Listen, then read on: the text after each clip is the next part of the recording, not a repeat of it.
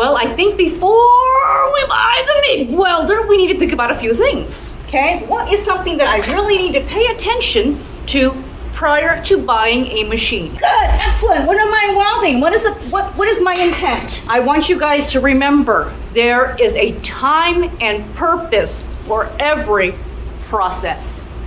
There is never one process that will do it all, ever. Now a machine might, but not one process, okay? So firstly, hey, what am I gonna weld? Okay, you said fences, cool. We know fences no more than maybe 1/4 of an inch, right? Great. All right, so probably MIG is probably the best bet. Now, what do we need to know about a MIG machine, or any machine for that matter? Duty cycle, ding, ding, ding, ding, ding, winner, winner, chicken dinner.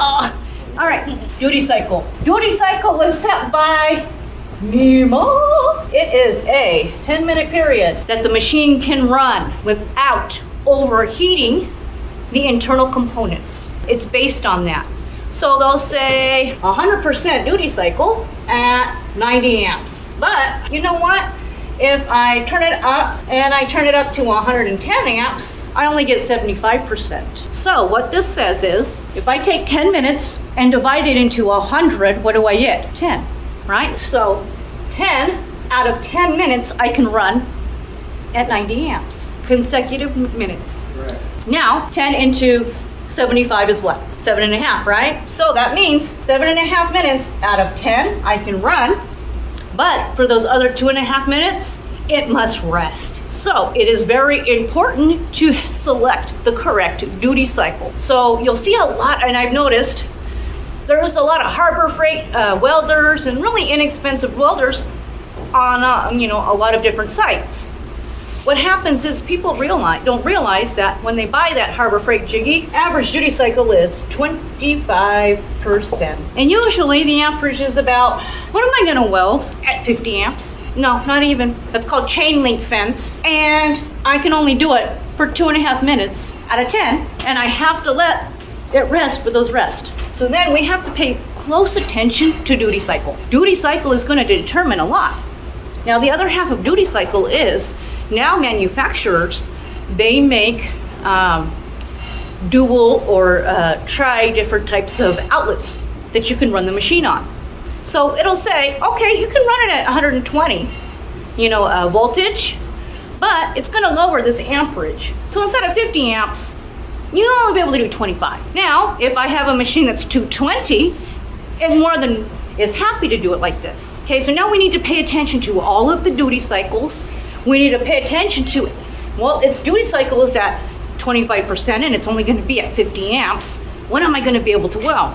This is where understanding what your use is very important. So we need to pay attention to this. And if you want, I'll show you guys like how to look at it. Okay, so let me show you. Let me pull it up really quickly. All right, so I happen to have a spec sheet on my computer. Okay, this is a SMAW machine. And they say, okay, AC, DC, all process welding. MIG, stick, TIG, AC, TIG, right? Okay, cool beans. Shows you what it is. Now, all right, okay, all the good stuff. It shows me the screen. Here's the important one. So, primary voltage.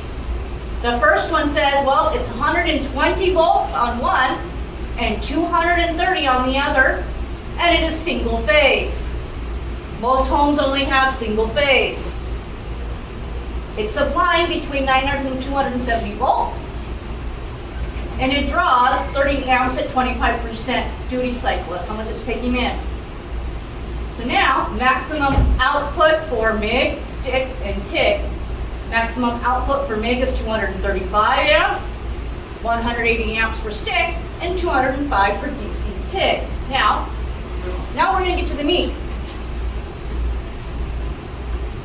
At 110 amps,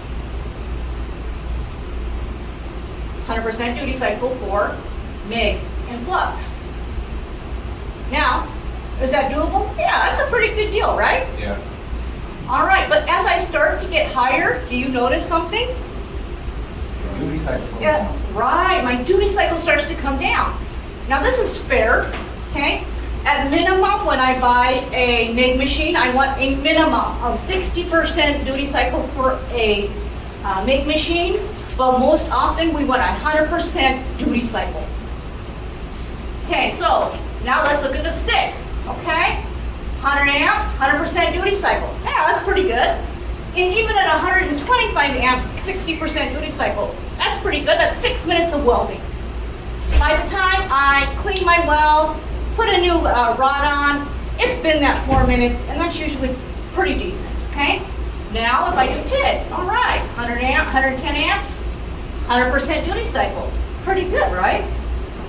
So we have to kind of look at all of this information and really decide, is this appropriate? Is this going to fulfill what I need it to do? Okay? Do you guys have questions on duty cycle? Did I explain this well to you? Yeah, sí, maestra. Okay. All right. All right, light guy. Really? Let there be light. And there was. All right, guys, you have any other questions, concerns, or snotty remarks? Yes. Tolerance and decimals. Tolerance and decimals, okay.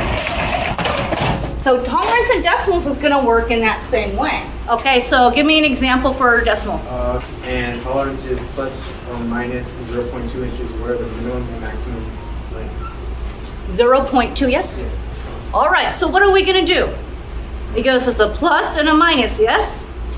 Okay, so it's 8.4 plus 0.2, or 0.2, and 8.4 minus 0.2.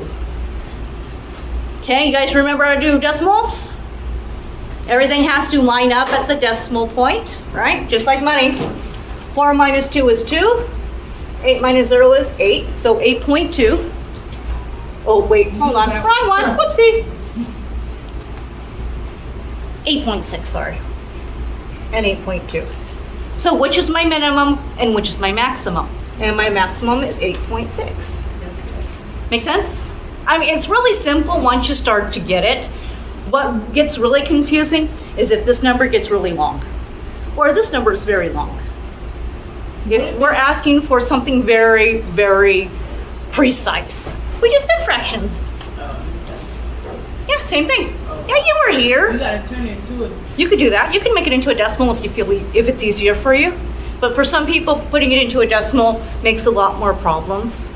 So they just don't do it. Okay? Anything else? All right, I got a question for you guys. In the usual spectrum of welding, how precise can we get in terms of decimal? How many places? Usually about 3 places. So it would be 8.001. We're only going to be able to go 3 places. When we start to become more precise, we have to have more precise methods of welding.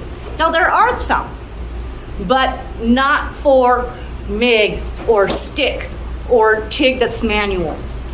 We're going to go more into like a cab or a hot wire or something else that's mechanized, okay, to be more precise. So if anybody is asking you to do manual welding that's closer than this, they're out of their mind. All right, guys, if there's no other questions, concerns, snotty remarks, weld the world. Yay, we're done. Wayward women like I need a hold of my head. I want wayward women to tie me to the bed. I want wayward women and now my money's spent.